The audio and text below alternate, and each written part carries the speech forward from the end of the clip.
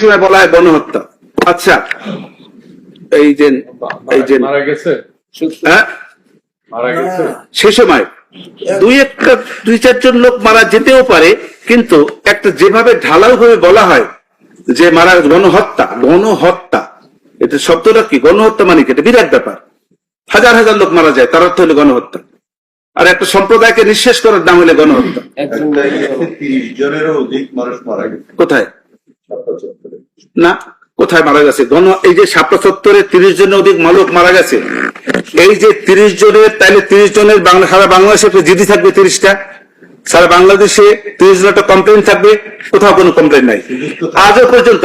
পার্টন lordship, আমি একটু বলি, এই যে আজও পর্যন্ত 5ই আগস্টের পরে, 5ই আগস্টের পরে শাপলা চত্বরে নিহত হয়েছে এই রকমের একটি এতিম শিশু, ওইখান তো বেশিরভাগ এতিম শিশু ছিল, তাদেরকে নিয়ে আসছে। তারা যারা নিয়ে আসছে আমি তাদেরকে ধিক্কার জানাই, কারণ এত নতুন বাচ্চা বাচ্চা ছেলেদেরকে তারা আন্দোলন নামাইছে।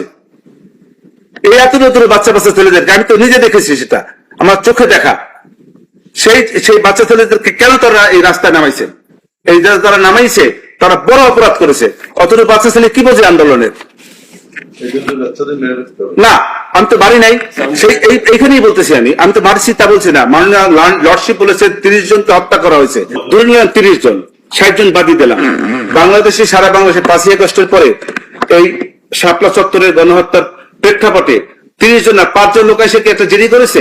5 জন লোক এসে কি বলছে যে আমার সন্তান এই সময় মারা গেছে?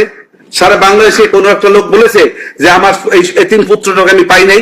কোথাও কোনো এরকম কোনো বক্তব্য, কোনো পত্রপত্রিকা এসছে? আসে নাই, এবং 5ই আগস্টের পরেও আসে নাই।